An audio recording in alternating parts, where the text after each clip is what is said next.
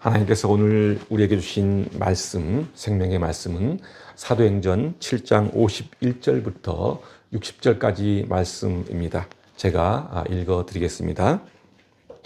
목이 곧고 마음과 귀의 할례를 받지 못한 사람들아, 너희도 너희 조상과 같이 항상 성령을 거스르는도다. 너희 조상들이 선지자들 중에 누구를 박해하지 아니하였느냐? 의인이 오시리라 예고한 자들을 그들이 죽였고 이제 너희는 그 의인을 잡아준 자요 살인한 자가 되나니 너희는 천사가 전한 율법을 받고도 지키지 아니하였도다 하니라. 그들이 이 말을 듣고 마음에 찔려 그를 향하여 이를 갈거늘 스데반이 성령 충만하여 하늘을 우러러 주목하여 하나님의 영광과 및 예수께서 하나님 우편에 서신 것을 보고 말하되 보라, 하늘이 열리고 인자가 하나님 우편에 서신 것을 보노라 한데 그들이 큰 소리를 지르며 귀를 막고 일제히 그에게 달려들어 성 밖으로 내치니 돌로 칠세. 증인들이 옷을 벗어 사울이라는 청년의 발 앞에 두니라. 그들이 돌로 스데반을 치니 스데반이 부르짖어 이르되 주 예수여 내 영혼을 받으시옵소서 하고 무릎을 꿇고 크게 불러 이르되 주여 이 죄를 그들에게 돌리지 마옵소서. 이 말을 하고 자니라. 아멘. 오늘 본문은 스데반을 통해 이방인들에게 복음이 전해지는 시작점을 보여주고 있는 장면입니다. 그것은 바로 스데반의 순교 사건을 통해서 발생됩니다. 스데반의 순교는 예수 그리스도를 십자가에 못 박아 죽인 유대인들의 죄악을 책망하면서부터 시작됩니다. 당시 유대인 종교 지도자들의 잘못된 특권 의식과 전통은 스데반으로부터 목이 곧은 자들이라는 책망을 듣게 됩니다. 그들은 하나님이 세례 요한을 보내어 죄를 책망해도 회개하지 않았습니다. 그리고 하나님의 독생자 예수 그리스도를 이 땅에 보내어도 영접하지 않고 도리어 배척하며 그를 죽이기까지 했습니다. 이제는 교회를 통해 성령 충만한 성도인 스데반을 보내도 회개하기는커녕 그를 살해하려는 마음으로 가득합니다. 참으로 목이 곧은 자들의 행동입니다. 오늘 본문 51절을 보면은 스데반은 당시 종교 지도자들을 향해 목이 곧고 마음과 귀의 할례를 받지 못한 사람들이라며 질책하고 있습니다. 여기서 목이 곧다라는 말은 하나님을 거역하는 행위나 또는 하나님을 배반하고 하나님께 돌아오지 않는 완악한 마음을 지칭하는 것이라고 볼 수 있습니다. 그러니까 목이 곧은 자라는 이 말은 결국 하나님에 대한 불신앙과 불순종을 의미한다고 볼 수 있습니다. 이렇게 목이 곧은 자들인 유대인들은 결국 어떻게 되었습니까? 성경이 우리에게 준 교훈을 한번 볼까요? 하나님에 대한 불신앙과 불순종이 가져온 것은 반드시 망하게 된다는 교훈을 주고 있습니다. 출애굽한 1세대 이스라엘 1세대 백성들은 어떠했습니까? 그들은 목이 곧아 모세와 하나님을 불순종하다가 광야에서 전멸하고 맙니다. 그리고 목이 곧아 선지자들의 말에 순종하지 않은 이스라엘 남북 왕조 사람들도 마찬가지로 아수르와 바벨론에 의해 멸망당하고 처참한 생활을 해야 했습니다. 그것뿐만 아닙니다. 목이 곧아 하나님의 독생자 예수 그리스도를 십자가에 못 박혀 죽이고 교회를 핍박한 유대인들은 결국 로마에 의해 멸망당하고 세계 각지로 흩어져야만 했습니다. 이 모두가 목이 곧은 자들의 처참한 모습들입니다. 우리는 흔히 자기 자신만 알고 거만하고 건방진 사람들을 향해 이렇게 말합니다. 목에 힘주며 사는 사람 또는 교만하고 시건방진 사람이라고 표현을 합니다. 그래서 성경은 이렇게 말씀하고 있습니다. 잠언서 16장 18절 말씀입니다. 교만은 패망의 선봉이요 거만한 마음은 넘어짐의 앞잡이니라. 또 그리고 잠언서 29장 1절에서는 더 구체적으로 이렇게 표현하고 있습니다. 자주 책망을 받으면서도 목이 곧은 사람은 갑자기 패망을 당하고 피하지 못하리라. 그렇습니다. 목이 곧은 자는 결국 멸망의 길, 패망의 길로 가게 된다는 사실을 보여주고 있습니다. 그리고 또 오늘 본문 51절을 보면은 마음과 귀의 할례를 받지 못한 사람들이라는 표현이 있습니다. 할례가 무엇입니까? 할례란 남자의 성기 끝에 표피를 베어내는 것을 말합니다. 이스라엘 백성들은 사내 아이가 태어나면은 8일째 되는 날에 이러한 할례 의식을 시행했습니다. 이는 하나님께서 일찍이 아브라함과 그의 후손들에게 모두 다 할례를 받으라고 명하신 규례였습니다. 그렇다면 이러한 할례가 가지고 있는 깊은 속뜻은 무엇일까요? 그것은 바로 마음의 더러운 것을 베어버리고 하나님의 순수한 선민이 된다는 것을 의미합니다. 그러니까 할례란 죄악된 옛 모습을 벗어던지고 하나님의 뜻에 순종하여 새롭게 거듭난 사람을 의미한다고 볼 수 있습니다. 그러나 육신의 할례를 받고도 하나님의 뜻에 순종하지 않고 자기 멋대로 교만하게 행동하는 자들을 가리켜 성경은 이렇게 표현하고 있습니다. 마음과 귀에 할례를 받지 못한 자들이라고 표현하고 있습니다. 유다 멸망 직전에 선지자로 활동한 예레미야는 유다 백성들이 하나님의 신앙을 헌신짝처럼 버리고 우상 숭배에 빠져 타락과 범죄를 거듭하자 그들에게 이렇게 경고합니다. 예레미야 4장 4절 말씀입니다. 유다인과 예루살렘 주민들아, 너희는 스스로 할례를 행하여 너희 마음 가죽을 베고 나 여호와께 속하라.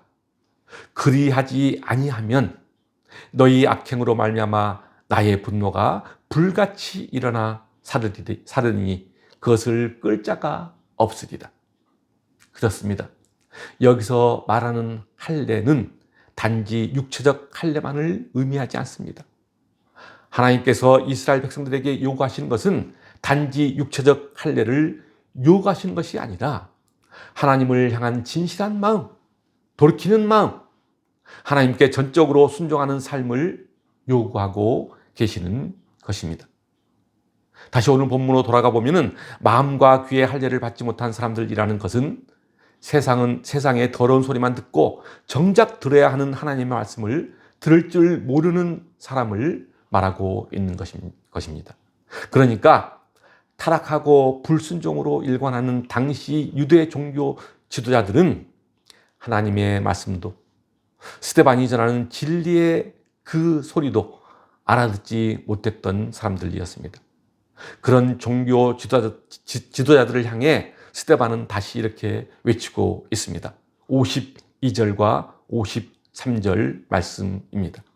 너희 조상들이 선지자들 중에 누구를 박해하지 아니하였느냐? 의인이 오시리라 예고한 자들을 그들이 죽였고 이제 너희는 그 의인을 잡아준 자요 살인한 자가 되나니 너희는 천사가 전한 율법을 받고도 지키지 아니하였도다. 하나님께서 보내신 선지자들을 핍박하고 죽이고 심지어 하나님의 독생자 예수 그리스도마저 죽이는 커다란 죄를 범했다는 것입니다.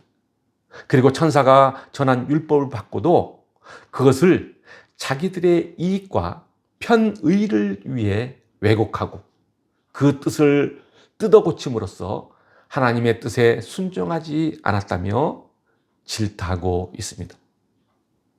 그러니까 하나님의 말씀이나 율법 등에 대해서는 이론상으로는 너무나 잘 알고 있으나 그것을 자신들의 삶 속에서 살아 움직이는 생명처럼 받아들이지 않고 인간적인 정력과 인간적인 생각으로 됐다는 것입니다. 사랑하는 성도 여러분, 스데반이 말하는 율법이 무엇입니까? 그것은 모세 오경뿐만 아니라 구약 성경 전체를 말합니다. 구약 성경은 율법도 있고 제사법도 있고 찬송시도 있고 그리고 역사서도 있고 예언서도 있습니다. 그리고 윤리적인 교훈도 풍성하게 기록되어 있습니다. 그러나 구약 성경에서 강조하고 초점을 두고 있는 것이 바로 무엇입니까? 예수 그리스도입니다. 구약의 율법과 선지서는 장차 오실 예수 그리스도에 대한 메시지를 담고 있습니다. 그럼에도 불구하고 당시 유대 종교 지도자들은 어땠습니까? 그들의 마음속에는 인간적인 정력과 생각으로 가득해서 영적인 눈은 어두워졌고 그로 인해 그리스도에 대한 구약의 계시를 알지 못했습니다. 그렇습니다. 구약의 가장 큰 메시지는 바로 장차 오실 예수 그리스도입니다. 52절에서 말하는 것이 바로 구약에서 예언한 그 의인을 너희는 잡아준 자요 살인한 자라는 것입니다. 스데반은 성령이 이끄는 대로 당시의 종교 지도자들의 잘못을 이렇게 책망했던 것입니다. 이런 지적을 받은 유대인들은 과연 어떤 반응을 했을까요? 54절입니다. 그들이 이 말을 듣고 마음에 찔려 그를 향하여 분노하며 이를 갈았다고 기록되어 있습니다. 마음에 찔렸다는 것은 일말의 양심에 가책을 받았다는 이야기입니다. 양심의 가책을 받았다면 분명 그에 따른 행동의 변화나 회개가 따라오기 마련입니다. 자신들의 죄를 자복하고 신앙의 무지와 편견에 스스로 책망하면서 변화되었어야 마땅합니다. 이것이 순수한 인간의 모습이라고 할 수 있습니다. 그런데 그들은 그것뿐이었습니다. 그 다음에 그들은 어떤 행동을 취했을까요? 57절부터 59절까지를 읽어보겠습니다. 그들이 큰 소리를 지르며 귀를 막고 일제히 그에게 달려들어 성 밖으로 내치고 돌로 칠세 증인들이 옷을 벗어 사울이라는 청년의 발 앞에 두니라. 그들이 돌로 스데반을 치니 스데반이 부르짖어 이르되 주 예수여 내 영혼을 받으시옵소서. 그렇습니다. 당시 종교 지도자들은 스데반이 자신들의 위선과 악행을 지적하자 분노에 차 스데반을 돌로 쳐 죽이는 행동을 한 것입니다. 어쩌면 그들이 스데반을 돌로 쳐 죽인 것은 신성 모독죄와 율법을 파괴한 죄를 적용한 것이라고 할 수 있습니다. 물론 표면적으로는 그랬습니다. 표면적으로는 율법의 규정에 따라 스데반을 성 밖으로 끌고 가서 그곳에서 돌로 쳐 죽인 것은 맞습니다. 그러나 그들이 스데반을 죽인 진짜 이유는 자신들의 잘못을 지적하는 스데반을 시기하고 그리고 자신들의 기득권을 지키려는 극히 인본주의적인 태도에서 나온 행동이라고 할 수 있습니다. 그러나 스데반은 어떠했습니까? 스데반은 죽음에 직면한 상태에서도 시종일관 성령 충만한 모습을 유지했습니다. 55절과 56절 말씀입니다. 스데반이 성령 충만하여 하늘을 우러러 주목하여 하나님의 영광과 및 예수께서 하나님 우편에 서신 것을 보고 말하되 보라 하늘이 열리고 인자가 하나님 우편에 서신 것을 보노라. 심지어 돌에 맞아 죽어가면서도 자신을 죽이는 자들을 용서해 달라고 하나님께 간구하고 있습니다. 그리고 이러한 스데반의 순교를 기점으로 기독교는 더욱 박해가 가중되기 시작합니다.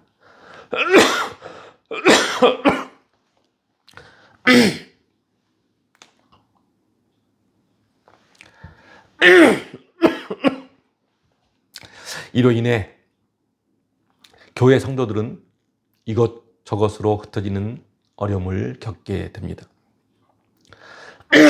유대 종교 지도자들에 의해 죽임을 당한 스데반은 기독교의 첫 번째 순교자가 되었고 그 이후 오늘날까지 세계 곳곳에 수많은 순교자를 내므로써 온 세계를 복음으로 물들여 갔습니다. 이것이 기독교 복음의 역사입니다. 스데반의 순교 사건은 인간적으로 보면 분명 불행한 사건임에는 틀림없습니다. 그러나 그로 인해 복음은 점점 더 세계 곳곳으로 확장되어 갔고 하나님의 영광은 더욱더 빛을 발하게 되었던 것입니다. 58절을 다시 보면은 당시 종교 지도자들이 스데반을 돌로 쳐 사형시킬 때 증인들의 옷을 사울이라는 청년에게 맡깁니다. 58절입니다. 성 밖으로 내치고 돌로 칠새 증인들이 옷을 벗어 사울이라 하는 청년의 발 앞에 두니라. 스데반을 돌로 사형시킬 때 그 증인들은 거추장스러운 겉옷을 벗어 스데반을 돌로 치기에 편하도록 자신의 겉옷을 벗어 사울에게 맡겼던 것입니다. 그런데 여기에 등장하는 사울이 누굽니까? 바로 훗날 주님께 이방인의 사도로 선택받게 되는 바울이 아닙니까? 그러니까 하나님께서는 위대한 증인 스데반이 죽게 되었을 때 또 다른 중요한 증인을 예비해 놓고 계셨던 것입니다. 나중에 바울이 된 사울은 스데반이 죽는 그 현장에서 스데반의 설교와 그리고 스데반의 그 고결한 죽음의 모습을 듣고 보고 체험했던 것입니다. 하나님께서는 스데반의 죽음을 통해 또 다른 위대한 복음의 증인을 세워두셨던 것입니다. 교회가 지속적으로 세계로 뻗어가고 복음이 더 확장되는 이유가 바로 여기에 있습니다. 하나님이 역사를 이끌어 가시고 우리 속에 일하고 계시는 것입니다. 오늘 본문 59절을 다시 보겠습니다. 돌에 맞아 죽어가는 스데반의 모습이 어떠합니까? 그는 먼저 하나님께 기도합니다. 이렇게 기도합니다. 주 예수여 내 영혼을 받으시옵소서. 이것이 믿음의 기도입니다. 죽음을 눈앞에 두고 가장 먼저 주님을 찾고 있는 모습입니다. 예수님도 십자가 위에서 죽기 직전에 이렇게 기도하며 숨지셨습니다. 누가복음 23장 46절 말씀입니다. 예수께서 큰 소리로 불러 이르시되 아버지 내 영혼을 아버지 손에 부탁하나이다 하고 이 말씀을 하신 후에 숨지시니라. 그렇습니다. 하나님을 제대로 믿는 믿음의 사람들은 위기가 닥쳐오면 가장 먼저 찾는 것이 주님입니다. 하나님께 자신이 가는 길을 보호해 줄 것을 부탁합니다. 그러나 믿음이 없는 사람들은 어떻습니까? 그들은 세상의 권세나 세상의 방법을 찾고 그것에 의존합니다.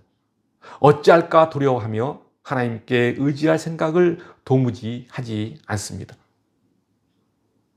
스데반이 내 영혼을 받으시옵소서라는 기도의 내용은 한마디로 영생을 확신한다는 의미를 가지고 있습니다. 지금 죽으면 끝이 아니라 영원히 하나님 품으로 간다는 진리를 굳게 믿고 있는 것입니다. 그리고 60절을 보면은 스데반이 어떻게 기도하고 있습니까? 그는 이렇게 기도합니다. 주여 이 죄를 그들에게 돌리지 마옵소서 라며 기도합니다. 이 말이 무슨 말입니까? 자신을 돌로 치고 있는 저들의 죄를 용서해 달라는 것입니다. 사랑의 마음을 품으며 죽음을 맞이하는 모습입니다. 마치 주님께서 당신을 십자가에 못 박는 자들을 위해 사랑의 마음으로 중보 기도하는 모습과 흡사합니다. 스데반의 그 마음속에는 원수도 사랑하는 주님의 마음을 가지고 있었던 것입니다. 사랑하는 성도 여러분, 우리가 시련이나 어려움을 당하면 더욱더 하나님을 찾아야 할 이유가 바로 여기에 있는 것입니다. 그것이 믿음의 사람들입니다. 그리고 나를 해롭게 하는 자들을 위해서 용서의 기도를 할 수 있어야 합니다. 그것이 나를 살리고 이 세상을 살리고 나의 이웃을 생명되게 하는 것입니다. 불신자들은 죽음 앞에서 절망하지만 믿음의 사람들은 죽음이 결코 두려움이 되지 않습니다. 왜냐하면 영원한 생명의 상급이 기다리고 있다는 사실을 너무도 잘 알고 있기 때문입니다. 그래서 오히려 죽음 앞에서도 소망을 가지고 살아가는 사람이 바로 믿음의 사람들입니다. 오늘 본문 60절 그 마지막을 보면은 이 말을 하고 잔다 라며 간략하게 표현되어 있습니다. 잔다는 말이 무엇입니까? 잠드는 것을 말합니다. 사람이 죽는 것을 사망 또는 사멸하는 것으로 표현하지 않고 일시적으로 잠드는 것으로 표현하고 있습니다. 잠이란 무엇입니까? 고단한 일상을 마무리하고 깊은 휴식에 들어가는 것이 바로 잠자는 일입니다. 그렇습니다. 잠은 하나님이 주신 달콤한 휴식입니다. 그래서 믿음의 성도들은 죽음이 닥쳐와도 두려워하지 않습니다. 왜냐하면 주님의 마음을 품고 살아가기 때문입니다. 주님의 마음을 품고 사는 사람이 평안한 이유가 여기에 있는 것입니다. 주님은 우리에게 이런 은혜를 베풀고 계십니다. 성령 충만한 사람들이 가지고 있는 은혜입니다. 사랑하는 성도 여러분, 여러분 모두가 주님의 마음을 품으며 평안한 삶과 달콤한 휴식 그리고 아름다운 인생이 되는 여러분의 삶이 되시길 주님의 이름으로 축원드립니다. 기도하겠습니다.